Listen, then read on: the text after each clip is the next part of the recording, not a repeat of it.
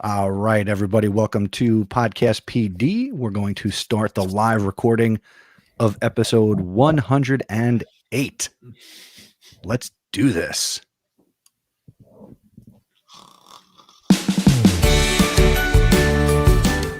This is Podcast PD, the show that provides you with anytime, anywhere professional development. Our conversations and guests will provide you with the learning you might get in a faculty meeting or on a PD day. Except you're going to have more fun with AJ Bianco, Stacey Lindis, and me, Chris Nessie. Let's start the show.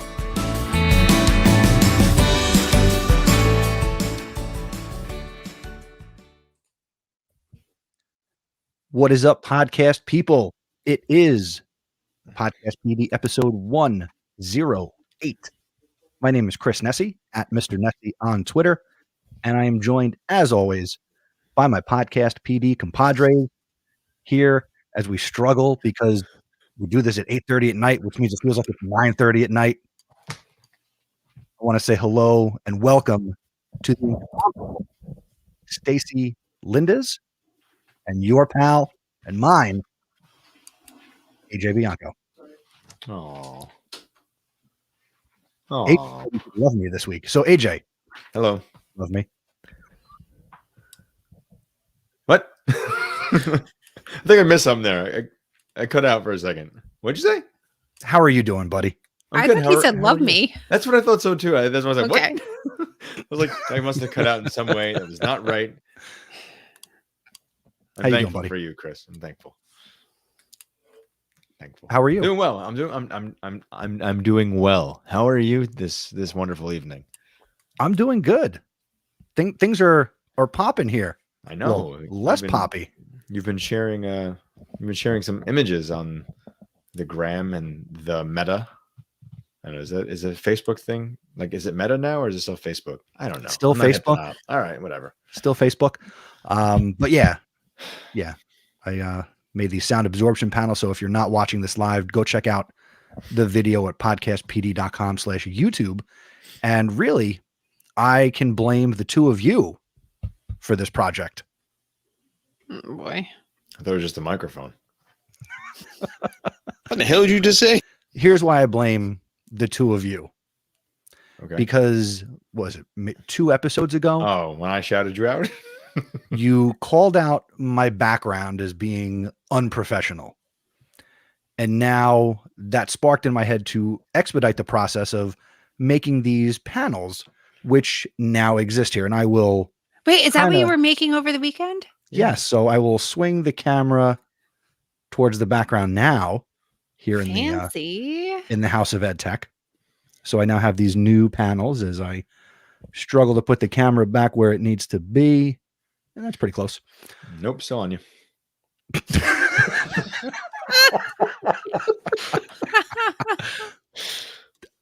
I think we all needed that laugh. And wow. Yeah, that's good stuff, AJ. That's good stuff. That's what I'm here for. Comedic relief. Yes. That was So, quick. yes. Hey, I'm Italian over here. Hey, Oh, I'm a God. comedian. So you two, along with Kevin Carroll, inspired me to kind of change up the background. So I took off all the childish stuff and now I hung up.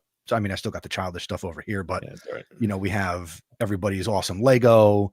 We have the three of us in baby toy form. We've got DuckTales and if I'm still reaching, a Lego DeLorean. I just don't have a place to put those things yet, but soon enough. I mean, I'm working on the green screen, so pretty soon I'll just disappear. Thumbs up and fist pumping from everybody. But anyway, Stacey, how are you? I am doing well. I'm feeling well rested after this 4-day weekend here in New Jersey. The family and I went to Kalahari Resort in the Poconos, and that was a good time. And yeah, we went there for 2 days and had the last 2 days to recover. So we were there in lieu of convention. That's where we learned, all the good things. Yeah.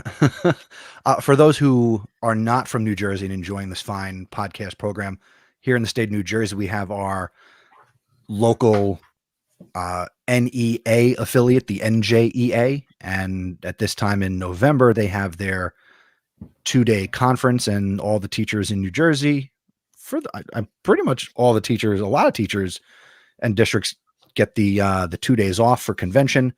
So that's score one for unions, I guess. Rumor has it next year it's going to be a different week.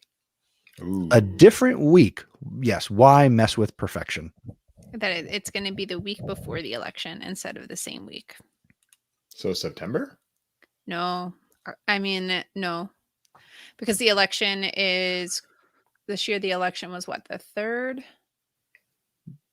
or the second? No, The it was November 2nd. It was a second.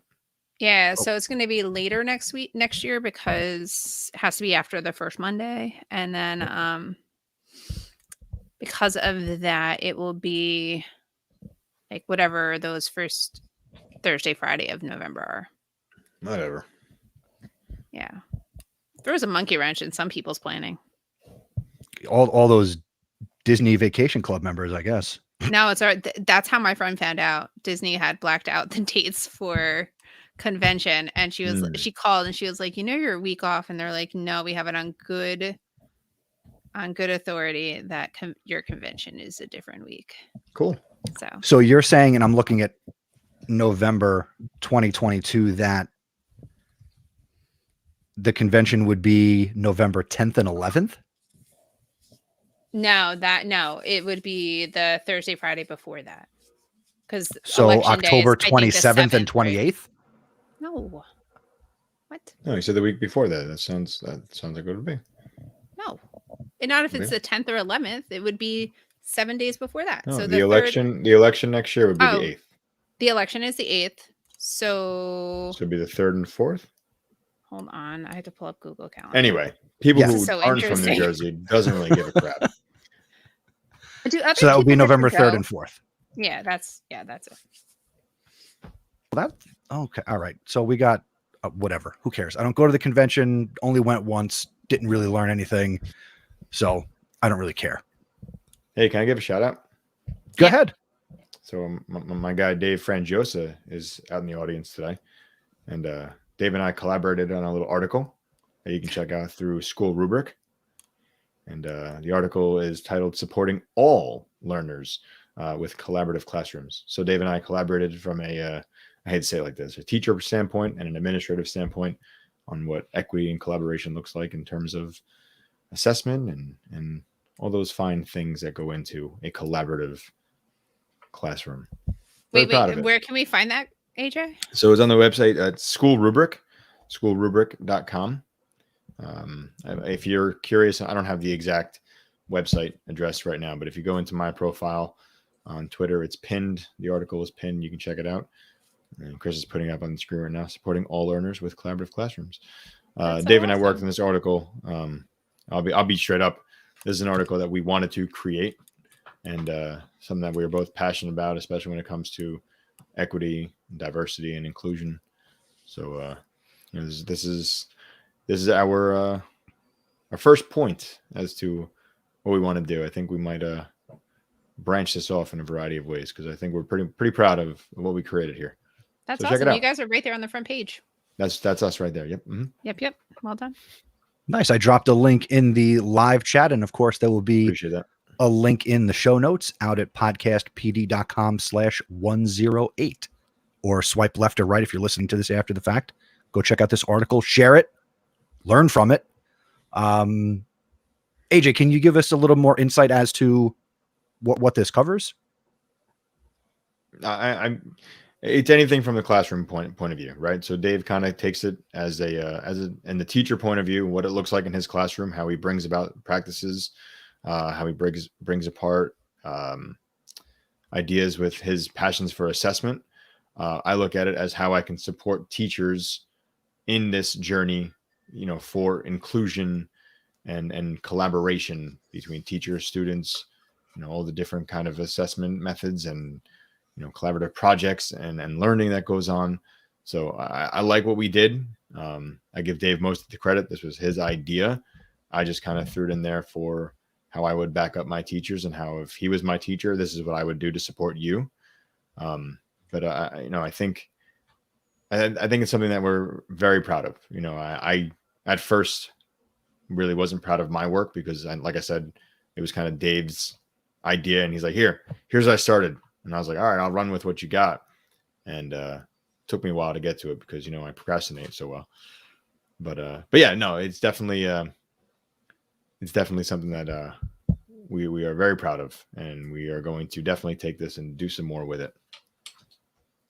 Great job, guys. And Dave has pointed out, because he's watching live, that you guys did not choose the images that appear That is correct. in the article. That is correct. So, but they all seem relevant. I saw assessment. I saw a superhero child. So good stuff. Very proud of you. Both of you. Well done. Both of you. Thank you. We have a Thank you. published author in our midst. Nah, I wouldn't go that far. You're published, dude. Besides, Dave's been on several times. Yeah. Dave's like another co-host. AJ definitely added value. He says he's just being humble. Of course he is. But still, sometimes I wonder. And Mel is still wondering if I got new glasses. I just haven't put the black ones on in a while. Mel A checking in. Mel A is also glad to see that the bed is clean. The bed is always clean. It's not like you guys have ever tuned in and the background has been disheveled. So if we could just look at me and stop looking past me. How about some of you go to podcastpd.com/join and come on here and talk with us. All right, Chris, how was your weekend? How are you doing? So I got my booster shot on Friday morning. How'd that go? So I am boosted up like Mario getting, a big mushroom. Get a mushroom. Yeah. I was going to say the 1-up, but I didn't. I don't know if I need an extra life. But maybe a star. So, yeah, I got a star. Got the star. So we're just going a little bit more against COVID Bowser. It's been a nice week. Certainly, I appreciate the time off. I was able to accomplish this DIY project in 2.5 days. I got them hung today, but I was able to be in the garage of EdTech and have the music going and do all the cutting and vacuuming and nailing. And it was just nice to not sit in front of the computer, not have to go to school, and do all of those things. Got to spend time with the boys. Actually, I went back to CrossFit last week. Not at CrossFit. I had not gone to CrossFit for September and October because between going back to school and, having all the students, not sure what, my health status could or could not be, didn't want to also add going to the gym to the mix in terms of interacting with people, plus being, the public address announcer, teaching at Rutgers 2 nights a week. Just wasn't sure what the what life balance would look like for the first 2 months of the school year. But I went back on November 1st, almost threw up because let me tell you, when you're 40 and fat and you haven't worked out in 2 months and you go and your coaches who love you to death don't care if you haven't worked out in 2 months and treated you like you were just there the day before, it's tough. Yeah. So back to working out, trying to go at least 3 days a week now. Rutgers is rolling along. I mean, life is good. I don't have anything to complain about, just other than it's tired. None of this is easy. They're the challenges that I face every day in the classroom. Stacey, I'm sure you're facing challenges as well. AJ, hopefully food is still being served in the cafeteria. And you get to eat something during the day. Yeah. I was so sad for you that day. Got my shake. Yeah. So, but like Stacey, what's going on in 5th grade? What's going on in 5th grade? Let's see. So we just had Halloween and then 3 days of school. I do like that Halloween took place on a Sunday, and I love asking my kids. The first thing I ask them the day after Halloween is how many of them had candy for breakfast. And I like that 5 of them were at least brave enough to tell me that they did, out of my 21. But I know that just means 17 kids lied to you. I know. I was going to say a couple of them had to be fibbing, but it was a good time. We had a great Halloween party that our kids to complete ownership over that, not just, and it wasn't so much a party really, because I'm not the party type teacher, but they planned the entire day, and they planned it with harvest themed academic events, which were kind of fun. And then we did have like a party for one period out of the day. But yeah, life is good in 5th grade. We're gearing up for the first of 2 full weeks these next 2 weeks, and with convention and then Thanksgiving, and I know a lot of districts are coming up on having conferences this week or this week and next.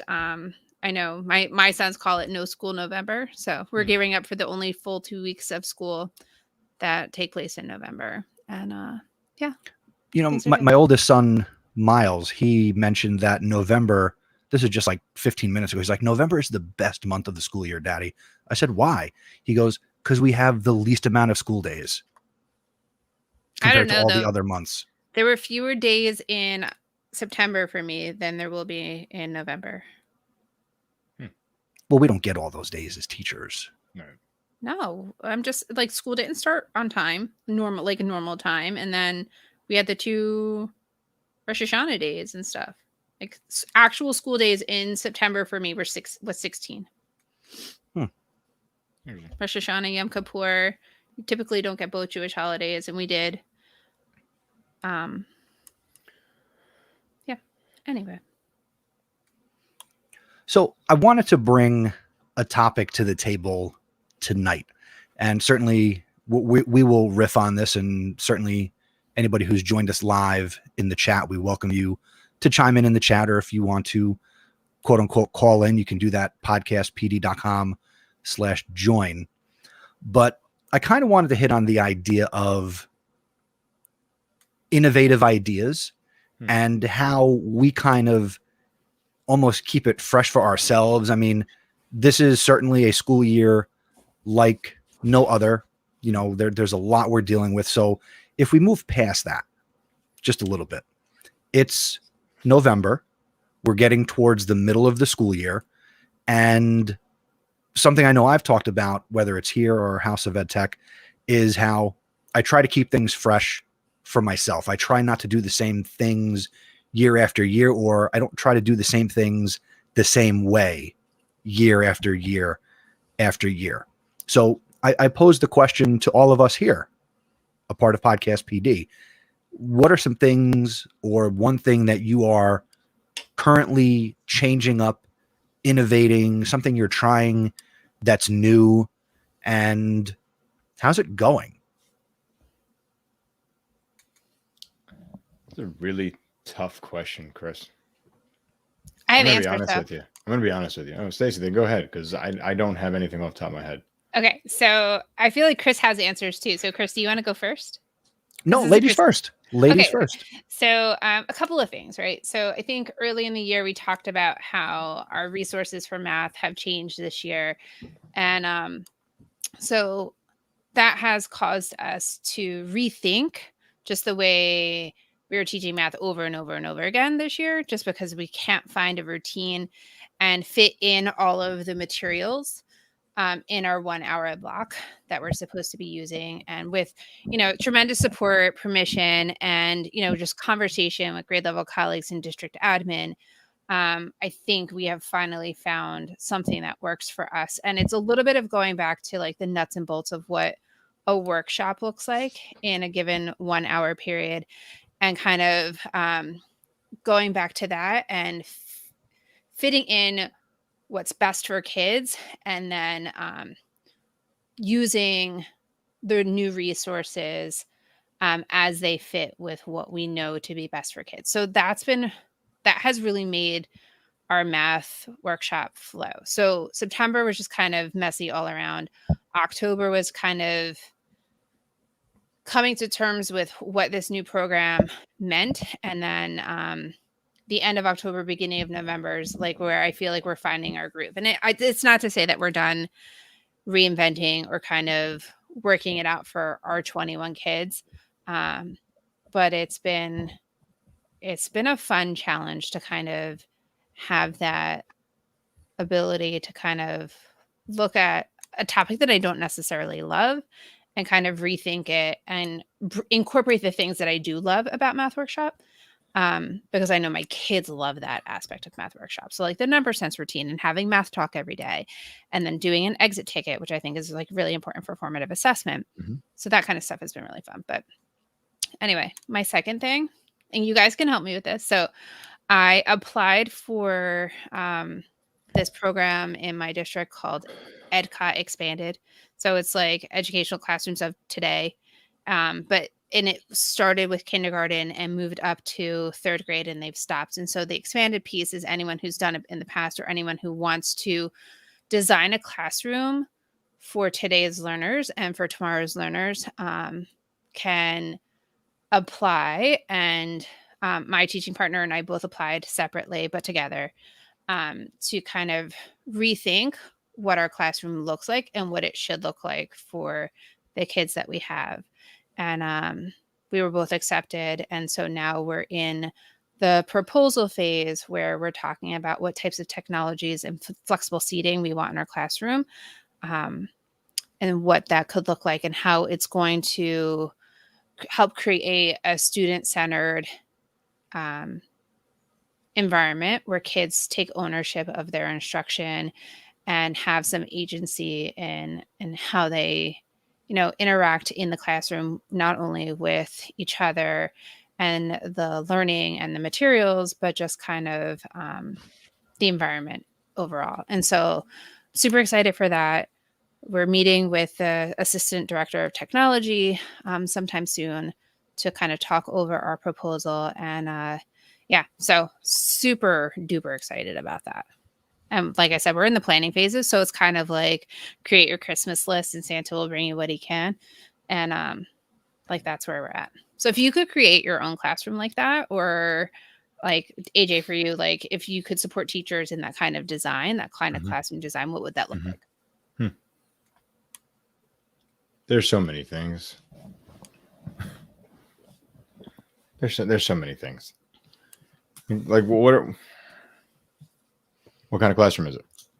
So right now we can't do anything with the actual physical space because it's the four walls are their four walls, but we can do anything we want with the space inside of it. So it could be, budget? We don't know what the budget is. So I will over ask and anticipate things that are going to be like. So That's first, dangerous, though. Wait, hold what on. can they do? Say no? They might. Yes. But that's. So you're asked to design. Give me your ideal classroom. Mm-hmm. There's no budget. But when I ask you for this and I give you all my things, sorry, that's out of our budget. So you're asking for whatever you want to, but with no parameters. Yeah, it's So been like, kind of tricky. so like you can go crazy. Like, give me the whiteboard, give me the surround sound, give me these desks with wheels, give me the chairs that go back, give me this. Okay, here's your whiteboard. No, I don't think it's going to be like that. And everything has to have a purpose, right? So it can't be like, give me beanbag chairs, give me like. You don't need that stuff anymore. No, and I don't That want, fad's over. but that's what I'm saying. Like, it's not that. It's like, all right, you want wobble chairs? Why do you want wobble chairs? Well, because of Wobble, the 21 baby, wobble, baby, wobble, baby, wobble. Of the 21 kids that sit in front of me, like 5 of them could really use wobble chairs. We're going to ask for 6 just in case somebody else wants to also use that, right? Yes, whiteboard desk for sure. That's can hold off on that for 1 second. Can I tell you why? Because this is from experience of a guy who had whiteboard desks. Tell me. They're awful. All right, tell me why. Two Go reasons. ahead. 2 reasons. 1, kids put their stuff down on the whiteboard desks, scratch the desks, it's ruined. 2, if anybody comes and cleans it with inappropriate cleaner, the desk will never be able to erase again. Good point. So we're not looking for desks. We're actually looking for tables that kind of move around and fit together in different ways. Our kids utilize that type of situation out in our common area, and that's been really lovely. So we want some of that, not all of that, right? And we want other flexible arrangements in the classroom because, we have kids that would be better working by themselves. We have kids who would probably be better off working in groups of 3 or 4. And we want kids to be able to come together and move apart as needed. The tables that we have out in the hallway are whiteboard surfaces, but they're not on wheels. So like that right there is I want something that kids can be independent in moving. Mhm. So it would have to be something um, that they can do independently, because we don't want to be the designers of the room. We want the room to be flexible for whatever the learning situation is Of course. that we're in. I have a question for you, Stace. Go for it. In putting together your proposal, Mhm. first, is this a wish list that could be fulfilled this school year? That's my first question. Yes. Okay. The sooner the better. The sooner we get our wish list put together and have that meeting, the sooner they can actually get to it. Okay. In what you're thinking about, and you said you and your co-teacher both kind of got accepted and you're doing it. So as you plan this and as you're putting this together, are you thinking specifically to this year's 21 students, or do you also think about, or have you thought about, you'd still have all this stuff in subsequent school years? So do you have to keep it more generic? Like, what do you think would work with any group of 21 to 25 fifth graders, or are you only tailoring it to this group of kids? So it would definitely be tailored to this group of kids and beyond, right? But also with the caveat that right now I have a co-teacher and next year I might, right? Like last year I had a different co-teacher and the year before I didn't have a co-teacher at all. So we've already asked some of the questions of what happens if we separate. What does that look like if, she has half the materials, and the idea is that they have money for years in the future. So if there are circumstances where either of us finds this like not in the same situation, then arrangements can be made. So it wouldn't be like, oh, now I'm out like a standing desk and like 2 movable tables, because that's what Molly put on our list, but it would be right, like, well, that can be added on to. Okay. And there's technology that we're asking for, and so like it's just a like we really want it to be a space where collaboration is key, where kids can feel that they can be creative, that they can really share their thinking in new ways, and so that's what we're looking for. My last question, based on how you're talking, would be, is what you're requesting and planning and thinking about, do you base this on current pandemic COVID protocols, or are you looking past COVID pandemic to like classroom is back to normal, kids can be near each, like how does that affect this? It's for past, because even if they couldn't use, like, say we had like collaborative work tables or whatever, they might not be able to use it this year. But if they order it this year, with the way the supply chain is and the way things have been coming into schools very slowly, that wouldn't necessarily be the concern. We have all the desks we need. So if we couldn't use the tables this year, we could possibly use them next year. Fingers crossed, right? Gotcha. Yeah. And I love the idea of it sounds like you want to get some desks that almost fit together like puzzle pieces. Yeah. Are they on wheels? Yep. They'd have to be on wheels. Nice. I love the wheel. I have wheelie desks in one of my classrooms, and I mean, they don't really fit together, but yeah, it's nice. I love them. Other teachers can't stand desks on wheels, but I'm a teacher of a different color. Yeah. And I get it. Like, so I'm looking at like what Fonz and Dave are saying, and like in the end the lesson delivers what matters the most. And Dave said I couldn't agree more. And I also couldn't agree more. Like, in the wrong hands, any tool is just a tool. Right. So I think part of it is that there's a plan for the tools, and it's not just the tool for the tool's sake, because we wouldn't have been accepted. Do you know what I mean? I think because Molly and I are who we are. I mean, we had to go through a whole application process. Now we have to go through a second round of proposals, and then we have to meet and talk about what it all means. It's not like, and I want this, and I want this, and I want this, and someone gave me an Amazon gift card and said, go nuts. Like, that's not how this process is going. One of the really cool things is there are 3 other teachers in my building, and like probably 100 other teachers district wide who are doing this. 100 might be a little high, but I don't know. I don't really care how many other teachers are doing it. What's cool is we've already met as a group once to talk about just different things and and go through like the introduction to the process. And then in my building, we've met several times with our admin, with our teacher resource specialists, our coaches and stuff, just to have the conversations and kind of get the ball rolling as to what it means and why it's important. And like you said, it's not a beanbag chair just because beanbag chairs are or were trendy and like cool, but it's like, what types of flexible seatings suit kids, right? In our classroom, our kids like the wobble chairs. We have one who has one. It's his only chair. He has another chair that he has a seat sack on, but it's nothing like that. I haven't seen him sit in it since he was outfitted with the wobble chair, right? And for how many other kids is the ability to move going to be helpful, right? I myself, you guys know, I'm pretty high energy, and the need to fidget is something that's important for me. Like, we're not looking to buy fidgets, right? But like a lot of our kids, especially because it's an inclusion classroom, have different needs. If they sit on a cushion chair, what does that look like? And, what other things can we get?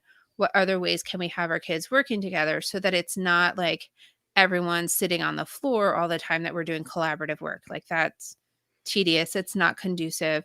But then again, part of what we were asked to look at too is, for over a year, kids were at home with all kinds of flexible seating and all kinds of different collaboration and work environments. And how much of that can we adopt and bring into our classrooms and have it be something that bleeds into the four walls of a physical classroom, making it an environment that feels as comfortable as it felt at home, but also has more of the academic advantage that some kids needed with the constraints of being in front of a classroom, or in front of a teacher or with other kids. So of everything you're proposing, Stacey, what is the number one item that you want, that you need? Okay, so the original EdCop program, and I'm just going to call it what it is, right? At the younger level, has a huge monitor. It's not any kind of Promethean board. It's not a smart board or anything like that. It's just a huge monitor where and each kid is outfitted with a stay in school iPad. And that whiteboard or that monitor allows it to be like, they can airdrop so the kids can share and collaborate that way. So what we're looking for is, kind of similar, like a very large primary monitor and at least two smaller monitors that would be mounted in other locations throughout the room, so that kids aren't looking at the small screen that is the Chromebook, right? They can be casting or airplaying to a bigger screen. And now, like, you have 3 hubs in the room. And then if you don't need that technology, there are other places in the room where you can work, right? And because there are 2 of us, we could also leverage that, where like I could be teaching something on one monitor, my co-teacher could be teaching something on a different monitor, and independently kids can be working collaboratively. And right, so so it's just like that, to me, would be a great starting point, in addition to some type of like modified seating, because I think I would like to get away from the idea of desks, right? Like Molly and I, my co-teacher and I, both have standing desks in the room. Mine is like one of the ones that goes on top, but it's pretty sturdy, and she has one that's on hydraulics. So like she got it from her mom. Yeah, it goes up and down. It's awesome. Must But look it's cool just, when the music's playing. what's that? So it must look cool when the music's playing. It's I don't know. It's just neat. And the kids are like, oh, you guys have standing desks. That's so nice. Like, I wish I could stand, and 2 years ago, I had a kid who never sat. And like, wouldn't it have been nice for him to have a flat surface that he could stand at and do work at? Right. So it's like, with all those kids in mind, all those kids who have needs that go beyond sitting in, a 4-leg desk with a 4-leg chair with like a bin underneath it. I'm not saying that those aren't good tools. I'm saying that there's more out there that kids are used to. They're used to lying on the floor and doing whatever. So anyway, that would be my number one. Nice, I like that. But with that, we also ask for iPads and stuff like that too. Part of me was thinking, there's a theme song that goes with that that idea in that whole conversation. Are we gonna hear? Kidding. Well, Yeah. I might have to, bring you on for your 4th appearance and No, talk I think it about would be my third. 3rd. I don't know. I don't know. It's been too long. Let's put it that way. So yeah, I'm excited. So hopefully we'll meet with him. We'll have some time before Thanksgiving to get the ball rolling. and this is ultimately funded by the district, or you mentioned there's an organization you mentioned. What is that organization again? No, so the program is called EdCot, and it's just like education of today, like educational classrooms of today.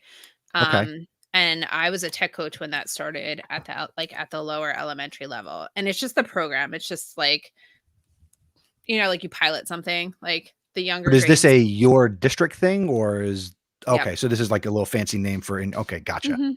Yeah, we came up Okay. with it together. Like we were thinking Epcot. EdCot. EdCot. Okay, cool. Yeah.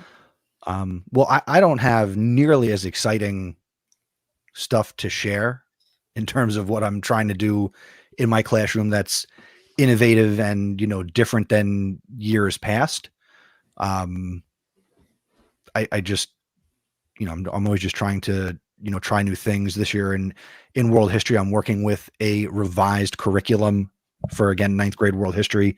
So I don't want to say I'm disadvantaged, but I'm supporting my student teacher. So I don't have that in the forefront role in the classroom at this point in the school year / his student teaching experience.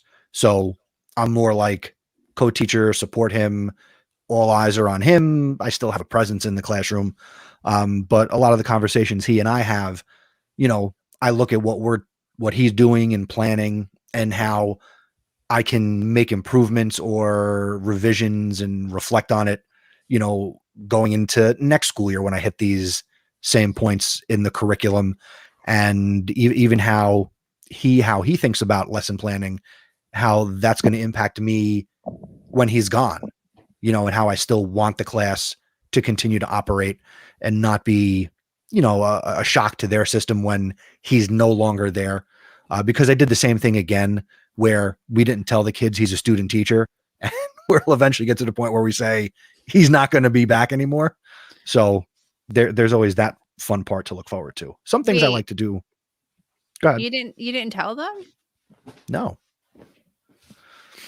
I didn't do that with the last student teacher either. But why not? Because I don't want them to see this person as potentially not a teacher or someone who isn't quite a teacher. So I want that person, any student teacher I ever have, to always have the students' respect and have that person be seen as a full member of the classroom. And you don't think that they look at him and they're like, this guy's like 5 years older than we are, if he's lucky? No, he does not look like, he looks like he's 5 years older than me. We had parent teacher conferences, and we were talking with a mother, and the daughter was there. And, the daughter, she's one of the better students I have in the whole group this year of the 6 classes. And something came up in the conversation. I said to the mother, I'm 40. And she goes, hold on, Mr. Nessie, wait a minute. You're 40? And I was like, do I look bad? She goes, no, you look great for 40. And then my student teacher goes, well, how old do I look? And she looks at him and she's like, well, how old are you? Because you don't look so hot. Wow. Oh, Yeah. no. Yikes. So, I mean, we both do bald and glasses, but he's, I got to bring him on here one of these Sundays just to have you guys. Yeah, we had the last guy on. Yeah. Luke, who I actually found out, Luke, the student teacher, doesn't work in education. Not my fault. I gotta, like find out when people's birthdays are. So we were on prep, and me and my former in-class support teacher, Brian, who we worked with Luke, the student teacher. So I was like, oh, it's Luke's birthday. Let's call him. So I get him on speakerphone. He's like, hey, and we're talking. He has no idea who we are. And I'm like, you really can't tell who it is based on the sound of my voice? And he's like, is this Nessie? I'm like, yeah. Did we catch you at a bad time? You between classes? We just want to call and wish you happy birthday. He's like, well, I'm at work. but I'm not, I don't work in a school right now. I'm like, oh, all right, well, happy birthday. And we'll have to catch up and get a whole story. So to which we hung up the phone and I looked at my student teacher and I said, this is not an indication of your future. You will be successful. Trust me. Well, Luke could be very successful. Maybe he's just doing something else. Yeah. Who knows? We will certainly find out. AJ's not in the classroom anymore. I consider him successful. I just love the fact that you called him and he had no idea who it was. So your number is not in his phone anymore. That is just hilarious. Oh, I didn't even think about that. No, time out. When I hold on. Yeah, right. No. Hey, buddy. When I called So him, good to hear from you. I have Google Voice, and that's the number that I give to people. But in the faculty workroom, I don't get the right service. So I know when I called him, my actual cell phone number came up, not the Google Voice number, which is a different number than he would have had. So shut your hole, AJ. Wait. I need to understand this too. Your student teacher didn't have your real number? You two don't have my real number. Yes, I do. What? I think so. I know I do because I iPhone you. If it wasn't, I think iPhone comes to my email, but the iMessages. No. Okay. Because I have FaceTimed with you, and the reactions are only available on iPhone, not through Google Voice. Oh, okay. Well, off air, you'll have to tell me what you think my actual cell phone number is, and But wait, is it weird that we would even have your phone number? Like, why are you trying to make it so weird? Seriously, why is this so shady? What do you mean? Well, cell phones come and go, but my Google Voice number will always be the same. I've had my same phone number for over 20 years. Just saying. Oh, hold on. Somebody's FaceTiming me. What? So, there you go. So it's the iPhone. Wow. Oh, I love that number. Good job, Fonz. There you go. Is it 8675309? I wish it was. I'd get so many more phone calls. And I like to talk on the phone. One day, I got to tell you guys, maybe offline, a funny story about me doing something on the phone. But before that, let's give a quick shout out to this episode's sponsor, and that is StreamYard. StreamYard is a live streaming studio in your browser. It's how we stream PodcastPD to you since we started live streaming over a year ago. StreamYard lets us interview guests, take phone calls, which we will do momentarily. We've got a caller waiting. With StreamYard, we stream directly to YouTube, Twitter, and Twitch. AJ doesn't know why we stream to Twitch, but we can, so we do. You can also live stream to Facebook and LinkedIn, and you can do it all simultaneously. To learn more, please use our link, podcastpd.com/StreamYard. And thank you to StreamYard for sponsoring Podcast PD. All right. Thank you, StreamYard. We love you, StreamYard. We got to get one of them. StreamYard has this cool duck mascot, which y'all can see at the top of the screen. They put him on pillows and they get plushes. I got to reach out to our StreamYard contact and see if we can get some swag. Use something for your bed. We love their support. Yeah, throw a StreamYard pillow on the bed. And we love their support. Give us some free stuff. Yeah. Speaking of support and free stuff, nice backgrounds, let's somebody welcome back to Podcast PD. Somebody who loves StreamYard. The Fonz. Hello, everybody. Hello. Back with the blue light. He's like battling. He's battling Dave Friend Joseph for fourth host. That's what we do. No, actually, I guess because I haven't seen you guys in a long time, and I kind of miss it. And Fonz, it's been like 3 weeks. I know, but I missed the last one. Yeah, but it's like you guys are cool. But then you had Daniel on, and Daniel Bauer. That guy's awesome. I was like, I'm so glad I got to hear that show. I got to connect with him. Ordered his book and and everything, and he's so great. Like you got me listening to his podcast and everything. So anyway, just big shout out to y'all. And Stacey, also thank you so much for sharing what you're doing. I know I came off. I was like, oh, I hope she doesn't think like I'm just knocking her down or anything. But it just sometimes like you said, and you mentioned it perfect, or said it perfectly. Sometimes you can put a good tool with a bad teacher, and people think like, oh yeah, this tool is going to fix everything, but it just depends on lesson delivery and everything. And so it's awesome. But I did tag you on a tweet on how I see your classroom with the little mini screens and separate little hubs that students can go to and project on that little screen as they're working together collaboratively in their spaces. So that's really cool. And I want to hear AJ's innovative ideas too that he's been doing this year. I wanted to see him smile. My boy, AJ, much love. There you go. Thanks, Fonz. Appreciate it. I don't know. I'm going to be 100% honest with you. I'm like struggling with innovative ideas. That's why when Stacey asked that question, I was like, deer in I headlights. didn't ask that question. Chris asked that question. Sorry, Chris. I'm glad you went, Stacey, is what I should have said. When you shared your innovation. I don't know. I'm kind of struggling in a way to be innovative. I think very simply in my role right now, I don't want to do too much, if that makes sense. With all the state things that are put in place, like here in New Jersey, just getting started. This is the tweet that Fonz tagged you in, Stace. I know. I'm looking at it now. Yeah, it's an example of a classroom. It's pretty cool. Those sliding doors. Yeah. So Sorry, change the physical space. Can't change. Take the kids out to the patio. All right. That's really cool. Go ahead, AJ. I'm sorry. No, it's cool. It's cool. Again, like just looking at this year, like for the state, we had Start Strong testing. We had COGAT testing. We had SEL things to do with students, youth mental health and first aid. We've had different SEL things to do to help students so we can identify students, make sure they're on the right track. I feel like September and October have been strictly blown up for our teachers, that they've been struggling doing that and grading and teaching and doing progress reports and finishing up the quarter and getting back into school.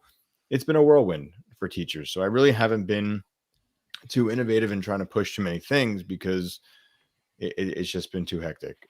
Going forward, I have things that I want to do. And now that I'm starting observations, I was waiting.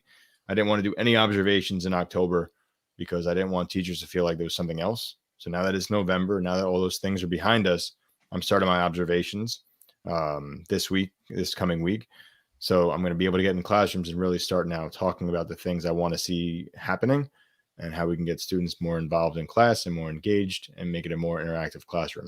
So, so going forward, I want to be more innovative, and I have ideas, but I don't really know the direction I'm going in just yet, if that makes sense. Can I just say how innovative it is that you were waiting till November to do freaking observations? Because like, Why? I know, because in my district, like so we work on trimesters at the elementary level, but regardless of that, there are deadlines for like when the first observation has to be done versus the second. And like, it's just nice that you're like, we'll get there when we get there, and you need this now. And I'm going to honor that. And I'm not going to like put you in a pressure cooker for all of these things and then add in one more ingredient and kind of wait till it all blows up. Right. Like, it's just kind of nice that, like, you know, November's a mess already with its, but it's a calmer mess in some ways. Right. And so that's, it's like a gift. So I just want to say, like, that's like being a teacher who hates observations, loathes them so much that I've opted out of the observation process and I do something different. Like, it's just nice. Like, I don't think you realize how nice it is that you're waiting until November. Yeah, I kind of understand that. But at the same point, like, now I'm a little behind. So I got to put myself in gear now. But I understand because it's difficult. The start of the year has just been too crazy.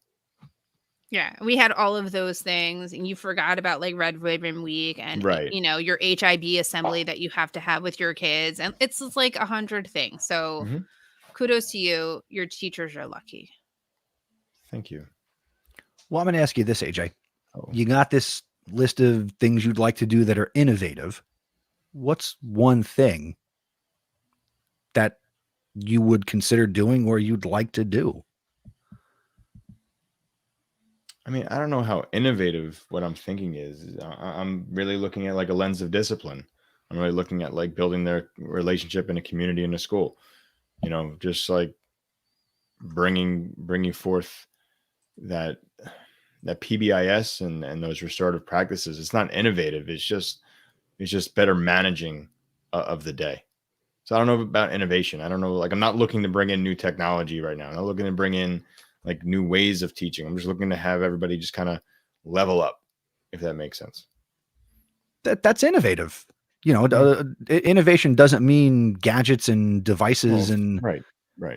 You know, you remember the old slogan on NBC? If you haven't seen, it's new to me, like for reruns and stuff. Whatever, I don't know. You know, so you want to revamp and play a role in some of this discipline stuff, some of the behavior in these grade levels, and if it's not something they've ever done before, that's innovative to your population and these teachers and these students. So don't sell it short. Yeah, I kind of want to see where it goes. So I guess that's why I'm selling it short. We'll see. I'm excited. Yeah, I can definitely see the excitement. No, but just, sorry, Pon. It's 9:30 on a Sunday. I know, man. I know you've got a lot of stuff going on, and that admin life. You know, I applaud you. Like I said, I think going like what Stacey was saying, it's been a whirlwind. I mean, everything you guys described that you're doing over there, you know, with the tests and everything. I think it's everything that's going on everywhere, and right now it just seems like teachers are just, you know, getting stuff on and on and on and on and so on. So just waiting just for everything to kind of calm down a bit, you know, might be just a very innovative idea, you know, as far as what you're doing, just giving them their space for a little bit, just making sure they're still, you know, within, you know, doing what they need to do. And obviously, you know, with new teachers and mentoring and setting up all that stuff too, I'm sure that you've got your hands full on that. So kudos to you and administration, you know, because it's not easy what you do. And, you know, there's a balance there. And so keep up the great work, man. And again, it's just like Chris said, I agree with him. It's just new thoughts, new methods, new ideas, man. You don't have to,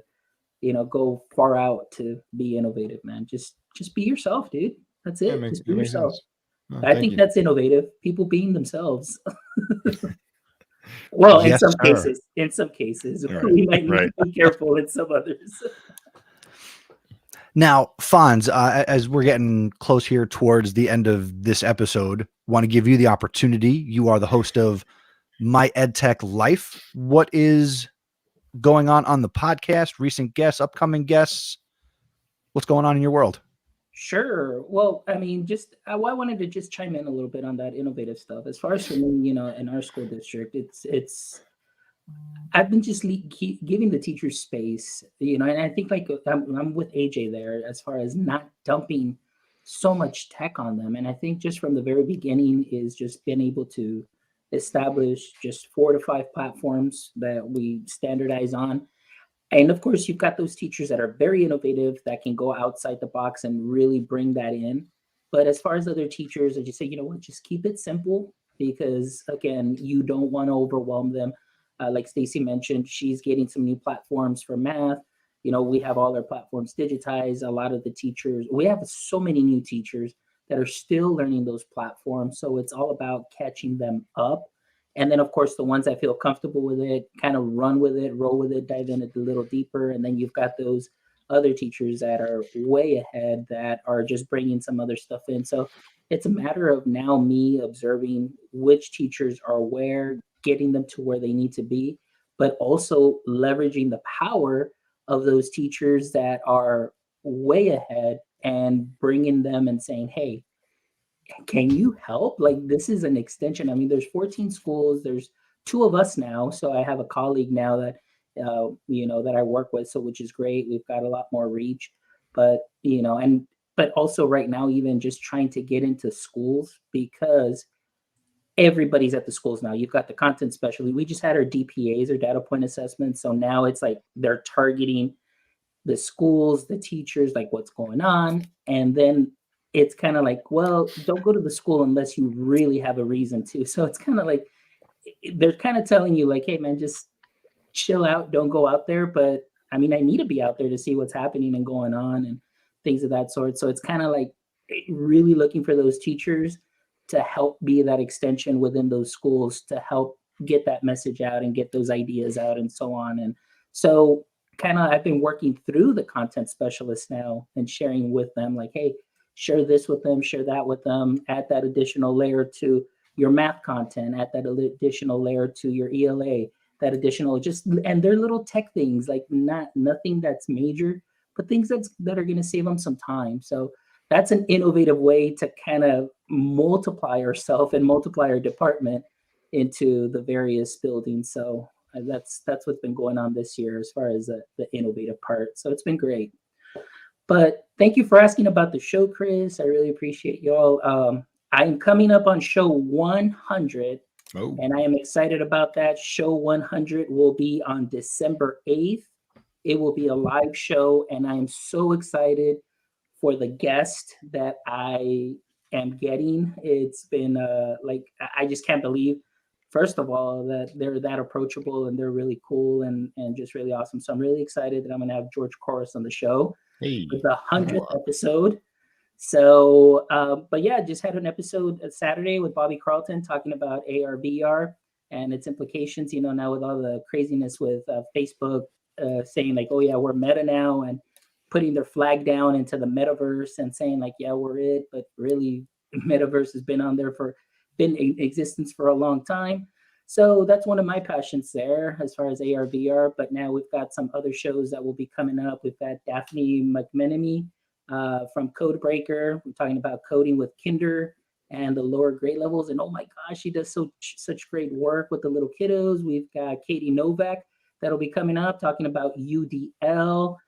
We've got Charles Williams, you know, talking about principalships, administrators, things of that sort. And then, of course, the big show coming up also with George Corus. We've got Josh Buckley, who's from Punk Rock Classrooms, administrator in Mesa, who's going to be on too as well.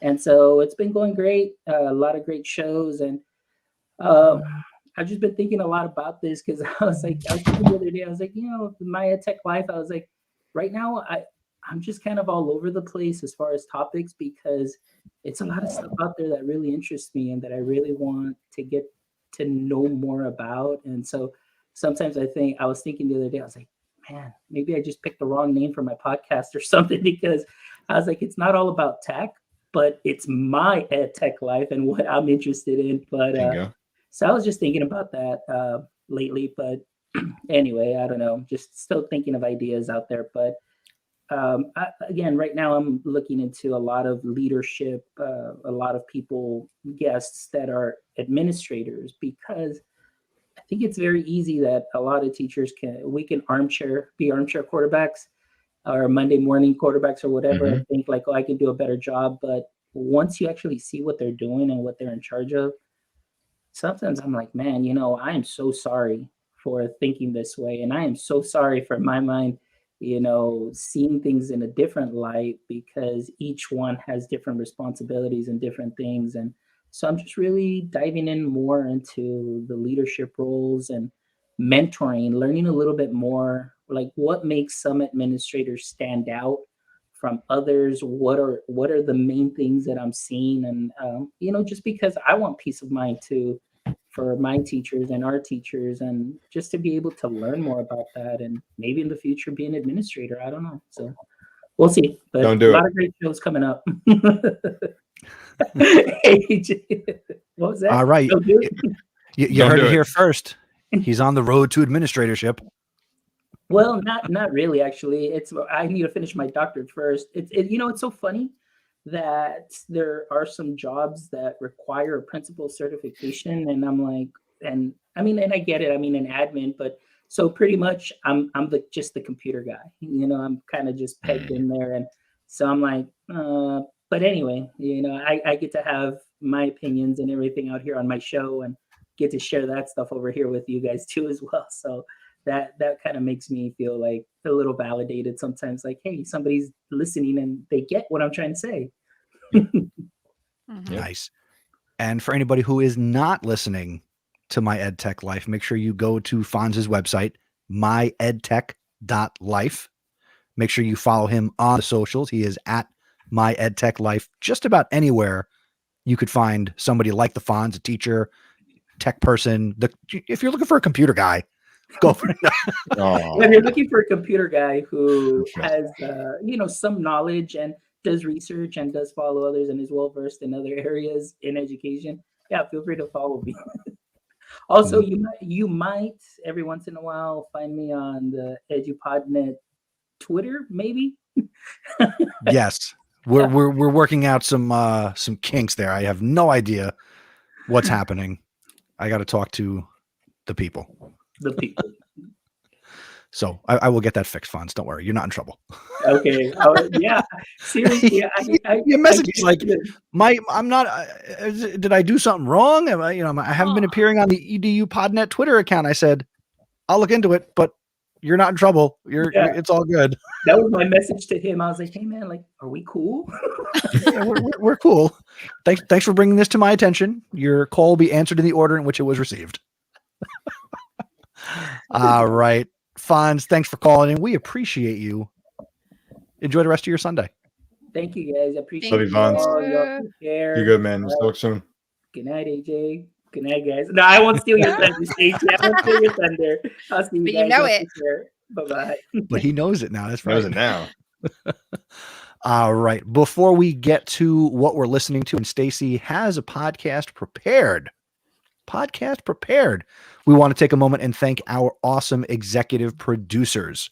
So if you get value from Podcast PD, these conversations that we're having, and you've thought to yourself, how can I support these guys? Well, here's how you do it. Go to podcastpd.com/executive producer, and you can support the show financially, which we would greatly appreciate. And as a thank you, every executive producer will receive a Podcast PD sticker, a custom executive producer sticker. And if you support us on a yearly basis, we will send you the awesome sticker, as well as a Podcast PD mug and a Podcast PD t-shirt. Not the one I'm wearing, but one that looks very much like it, possibly in a color of your choosing. So again, if you want to do that, go out to podcastpd.com/executive producer. And thank you to our current executive producers, Mike Brilla, Stephanie Scrocky, and Sandy Hartman. Thank you so much. You make the show go. Ooh, ooh. Thank you. And now we have what we're listening to.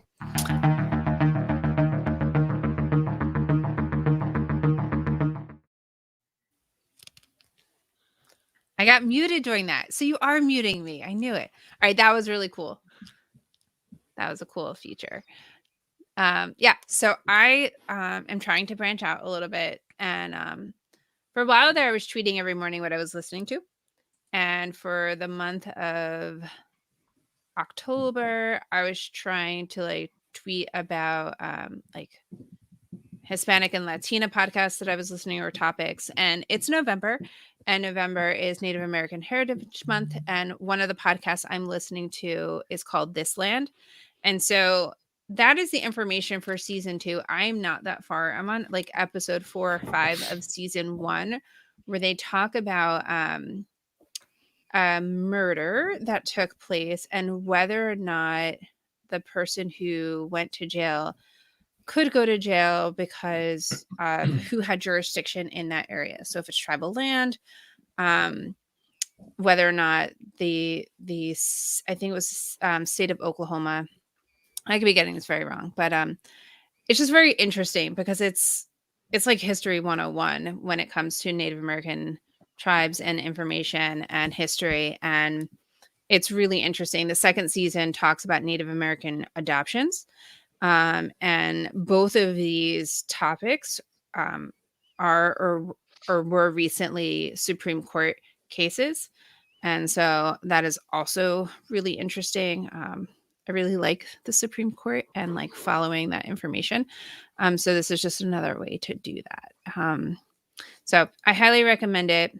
I can tell you what episode I'm on. It's been a while. I haven't listened to it since last week, but I really do enjoy it. I think it's a worthy listen. You'll get a lot of information out of it. And yeah, let me just find it. Sorry. I was not prepared for that part. Let's see. I am on episode 4. So episode 4 is called The Treaty. And it talks about how a Cherokee leader is murdered in 1839 for signing a treaty with the United States. But the promise he died for was broken. Learn more And yeah, like I said, it's a really cool history type podcast that has a lot of current implications. And yeah, it's a lot of work that I'm trying to do this year personally. Nice. And yeah. We will include a link to this in the show notes, podcastpd.com/108. And it looks like you can go to Crooked. Is it crooked or crooked? Crooked. Crooked. Words are hard. Crooked.com. So we'll link directly to this entire podcast series. So that seems like something I would be interested in. So I will definitely check that out. Stacey, based on your listening, does it have a place in the classroom for students? Yes, it's clean. It doesn't have, so Crooked Media is the website that you're referencing. They definitely have a political slant when it comes to their daily and their more regular podcast shows. It's definitely not safe for school with the language that they use, but this one is. Talks specifically about like the Supreme Court case, and it definitely has like a really interesting history slant. And it's funny because my son, who is currently taking a current issues class at the high school, said, "Oh, I've heard about this. I've heard about this case." And I was like, "How?" And he was like, "Probably from you." And like, because I listen to podcasts all the time, but he was like, "It's just kind of cool." I was like, "Is this something you would bring up?" And he was like, "Yeah, maybe when it's my turn next." So they talk about a lot of different current issues, and this is one of those things. So. Yeah. Nice, very cool. AJ has been muted because he's falling apart in his studio. He will have to unmute himself because I helped him out. My freaking headphones are attached to my microphone. I turned my head to look out the window and the mic fell over. Hey, so real quick, AJ, since we're getting near the end of the episode, give us an update on the home improvement project. Are we back in the house? Where are you? Because you're in like your fourth different studio in as many episodes. Just making moves all over the place, man. We're on the right. That doesn't answer the question, buddy. We're on the right track. Where the hell are you? Track. I can't tell you that. Undisclosed location. All right. Can't tell you that. Okay. AJ, your Jets made it into some SNL skit this weekend. I thought he was going to ask you about sports. Wonderful. No. It was funny. Thanks for bringing them up. So happy. I thought it was funny.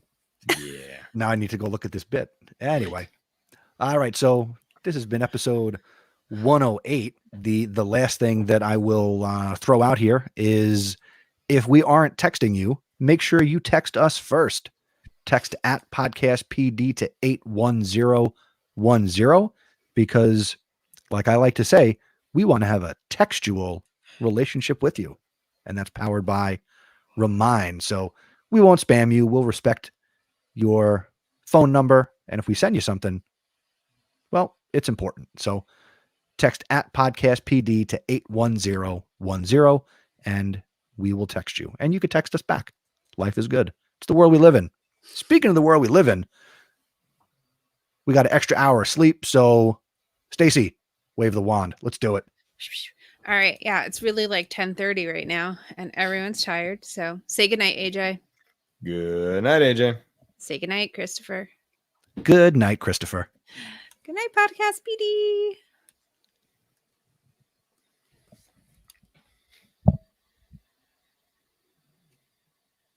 Cool. And we're out.